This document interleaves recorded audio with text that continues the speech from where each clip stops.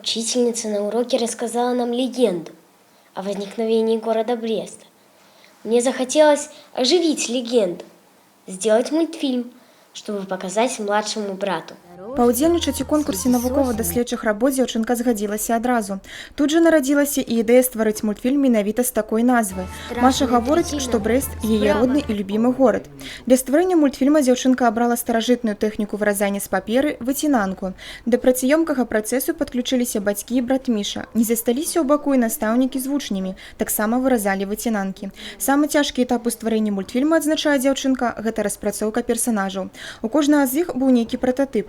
Для здымкаў мультфильма семья Абрамук зрабила так званую хатнюю студию.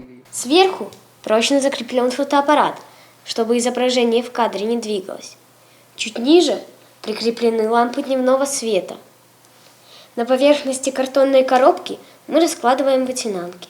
Праца над легендай пра Брэст ішла некалькі месяцаў. Мультфільм доўжыцца 3 хвіліны 45 секунд. Для яго было зроблена амаль 1000 кадраў. Каб сабраць іх і зрабіць паўнавартасны мультфільм, 9гадовая Маша разам з мамай Наталі асвоілі спецыяльную камп'ютарную праграму Movie Maker. Прыйшлося вывучыць і што такое раскадроўка, аніматык, монтаж і якія ёсць віды мультфільмаў. Для того, чтобы изучить такие устройства, Маша была в музее «Квантум», это в Минске, и там мы видели мультмашину, прибор, который заставляет картинки двигаться. Мультфільм «Легенда пра Брэст» не толькі прынёс Марыі перамогу ў раённым і абласным конкурсе, але ўжо набыў папулярнасць і ў інтэрнэце. Спыняцца на гэтай творчай рабоце дзяўчынка не збіраецца і ўжо будуе планы на будучыню. Я планирую создавать небольшие мультфильмы. Некоторые будут тоже о городах, о моем родном городе, а некоторые будут про мифических животных. Зараз Маша задумваецца над тым, які мультфільм зрабіць у падарунак роднаму гораду менавіта ў год яго тысячагоддзя.